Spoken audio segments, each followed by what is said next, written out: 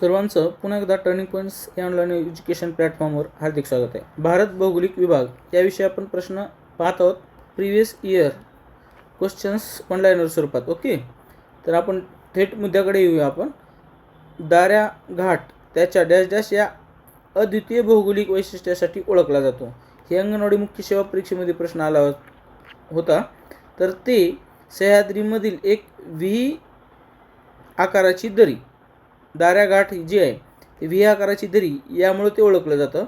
पुढे आहे खालीलपैकी कोणते विधान चुकीचे आहे. ठीक आहे, आता चुकीचे विधान फक्त आपण दिलेलं आहे. इतर 3 जे होते ते योग्य होते. पश्चिम किनारपट्टी ही पश्चिम घाट आणि बंगालच्या उपसागराच्या दरम्यान आहे.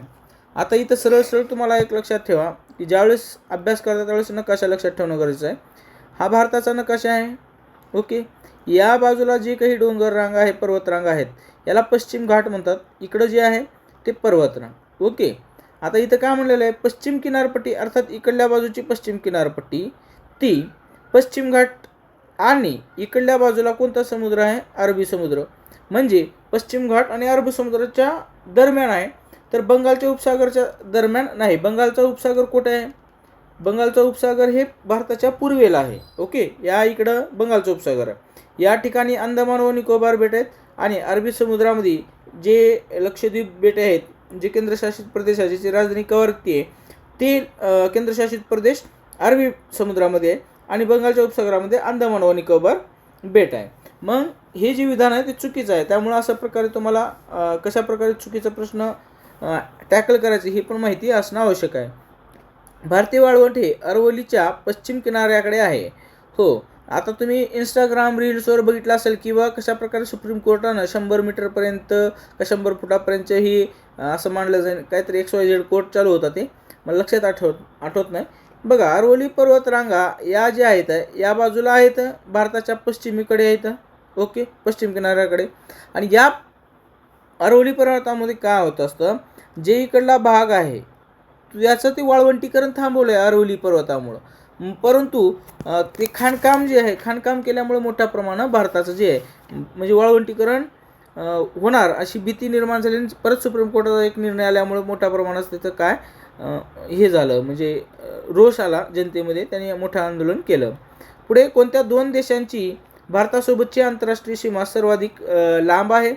तर 2 देश विचारलेला आहे. पर्याय पाहून तुम्हाला ते निवडणं आवश्यक होतं. बघा, भारताच्या सीमा कोणकोणत्या देशासोबत लागलेल्या आहेत हे आपल्याला सर्वप्रथम लक्षात घ्यावं लागेल. तुम्हाला पर्याय पाहून उत्तर निवडणं गरजेचं आहे. बघा, सर्वाधिक एकाच देशाला जर विचारलं तर सर्वाधिक जी सीमा आहे भारताची ती बांगलादेश या देशाला संलग्न आहे. ओके, पर्यायामध्ये तुम्हाला अशा प्रकारचं दिलं होतं, त्याचं ती अक्युमुलेट करून टक्केवारी करून एकूण लेंथमध्ये करायचं होतं. ओके, बांगलादेश या देशाला एकूण आंतरराष्ट्रीय सीमेच्या म्हणजे भारताची जे जे काही बघा, बांगलादेश, चीन, पाकिस्तान, नेपाळ, म्यानमार, भूतान, अफगाणिस्तान या एकूण 7 देशांना आपली प्रत्यक्ष सीमा लागून आहे. पैकी बांगलादेशला 27%. ओके, आणि बांगलादेशला 27% आहे. परंतु एकूण किलोमीटरमध्ये विचार केला तर 2217 किलोमीटर आहे. हे तुम्हाला 11वीच्या पुस्तकामध्ये पण मिळून जाईल किंवा NCERTच्या पुस्तकात कोणत्या तरी इयत्तेमध्ये आहे ते. मग बांगलादेशच्या खालोखाल कोणत्या देशासोबत सीमा लागून आहे? ती साधारणपणे 23% जी आहे ती या चीन देशाला लागून आहे. बरं, ज्यावेळेस तुम्ही अभ्यास करता त्यावेळेस कोणत्या देशाला कोणत्या राज्याच्या सीमा लागून आहेत ते पण लक्षात ठेवणं गरजेचं आहे. तर या चीनला लडाख या केंद्रशासित प्रदेशाची आणि त्यानंतर लडाखसोबत हिमाचल प्रदेश आहे. ओके, त्यानंतर उत्तराखंड आहे. UK लक्षात घेऊ आपण, आपल्या भारताचा UK समजू आता UK. त्यानंतर उत्तराखंड झालं. सिक्कीम, नॉर्थ ईस्टमधले केंद्रशासित प्रदेश आणि अरुणाचल प्रदेश ह्या एकूण 5 राज्यांच्या सीमा ज्या आहेत त्या चीन या देशाला लागून आहेत, राज्य आणि केंद्रशासित प्रदेश धरून. बांगलादेशला पश्चिम बंगाल नावातच आहे, पश्चिम बंगाल, बांगलादेश असं. ओके, आसाम आणि नेहमी चर्चेत राहतं. ओके, आसाम, त्यानंतर मेघालय, त्रिपुरा, TP लिहितो शॉर्टकटमध्ये, आणि मिझोरम. अशा प्रकारे एकूण 5 राज्यांची सीमा या बांगलादेशला लागून आहेत. पाकिस्तानला जर म्हणाल तर लडाख ही केंद्रशासित प्रदेश आहे. त्यानंतर जम्मू अँड काश्मीर. ओके, त्यानंतर पंजाब. ओके, पंजाब आहे. पुढे आहे राजस्थान आणि गुजरात. ओके, ज्यावेळेस तुम्ही सोरटी सोमनाथ वगैरे जाल, ते कच्छा भाग जो आहे ते तिकडला पट्टा जो आहे तो पाकिस्तानच्या भूसीमेला लागून आहे. अशा प्रकारे एकूण 5 राज्यांच्या सीमा केंद्रशासित ह्याचं धरून 5 आहेत जे पाकिस्तानला लागून आहेत. ओके, तर एकूण जर विचार केलं तर 22% जी सीमा आहे पाकिस्तानला लागून आहे आणि परत चीनला 23%. असं एकूण 2 देशाचा विचार करता 45% सीमा ही पाकिस्तान आणि ह्याला संलग्न आहे, पाकिस्तान आणि चीन या देशाला. ओके, प्रश्न लक्षात ठेवायचे तुम्हाला, कोणत्या देशाला कोणत्या राज्याच्या सीमा, त्यानंतर एकूण टक्केवारी किती, सर्वाधिक किती, ह्या 2-4 गोष्टी जे मुद्दे आहेत ते तुम्हाला सर्वांना लक्षात ठेवणं आवश्यक आहे. पुढचा प्रश्न पाहू. ईशान्य मोसमी वाऱ्यांनी खालीलपैकी कशाला ओलांडत असताना त्याच्यामध्ये आर्द्रता येते? बंगालचा उपसागर. ओके, तुम्हाला म्हणजे दिशा माहिती पाहिजे तर हे प्रश्न एकदम कॉमन लक्षात राहतील. ओके, पुन्हा एकदा सांगतो मी. मॅप, आता नवीन विद्यार्थी जुने विद्यार्थी जे असतात त्यांचं काही टेन्शन नाही, त्यांना बरोबर सगळं उत्तरं येत असतात. ओके, ही वरची बाजू नकाशाच्या हिशोबाने उत्तर असते, इकडली बाजू पूर्व असते आणि इकडली बाजू पश्चिम आणि त्यानंतर ही खालची बाजू दक्षिण. ओके, इथं आग्नेय, ईशान्य, वायव्य, नैऋत्य. ठीक आहे, आता आपल्याला प्रश्न आहे मॅपनुसार इथं आले, परंतु एकूण जगाचा मॅप ज्यावेळेस विचार करू आपण, ओके, त्यावेळेस जे आहे, आता जगाचा नकाशाचा मॅप इथं नाही घेता येणार, परंतु तुम्हाला ज्यावेळेस मी हे शिकवेल कशा प्रकारचं प्राकृतिक भूगोलमध्ये ईशान्य मोसमी वारे, नैऋत्य मोसमी वाऱ्याचा परिणाम आपल्याकडे येत असतो, त्यावेळेस तुम्हाला त्या गोष्टी समजून येतील. ओके, तर ते बंगालच्या उपसागरावरून येत असतात. ओके, लक्षात राहू द्या. आणि ईशान्य मोसमी वारे हे समुद्राकडून समुद्राकडे वाहणारे, ओके, समुद्राकडे वाहणारे असतात. ओके, समुद्राकडे वाहणारे असतात आणि ईशान्य मोसमी वाऱ्यामुळेच काय होत असतं, तमिळनाडू जे राज्य आहे तिथलं सेंट्रल पॉईंट आणि पूर्व भाग जो आहे त्यासोबत आंध्र प्रदेश, ओके, इकडल्या बाजूला, या बाजूला, तर त्या ठिकाणी पाऊस हा मोठ्या प्रमाणात पडत असतो ईशान्य मोसमी वाऱ्यामुळे. एवढं लक्षात ठेवा. हे फक्त आपला उद्देश काय आहे की प्रश्न कसे असतात आणि त्या अनुषंगाने तुम्ही अभ्यास काय केला पाहिजे, हे ॲक्च्युली त्याचं तर वेगळंच प्रकरण किंवा त्याचे वेगळंच आपलं व्हिडिओ पाहिजे तर ते होऊन जाईल. भारताचा पूर्वेकडून पश्चिमेपर्यंतचा विस्तार सुमारे किती किलोमीटर आहे? तर अंदाजित नाही तर फॅक्च्युअल डाटा पण आपल्याला माहिती पाहिजे. आणि या प्रश्नामध्ये तुम्हाला 2933 किलोमीटर हा फॅक्च्युअल डाटा मिळालेला आहे. ओके, तुम्हाला काय म्हणलेलं आहे सरळ सरळ, ओके, इकडल्या बाजूचं कुठून, पूर्वेकडून पश्चिमेकडे विचारलेलं आहे, म्हणजे पूर्वेकडील जो टोक आहे त्या लास्ट पॉईंटपासून इकडं तर 2933. बरं, आता तुम्हाला असाही प्रश्न असे विचारला जाऊ शकतो की उत्तरेकडून दक्षिणेकडे किंवा दक्षिणेकडून उत्तरेकडे याचं किती किलोमीटर आहे असं विचारलं जाऊ शकतो, तर ते 3214 किलोमीटर आहे.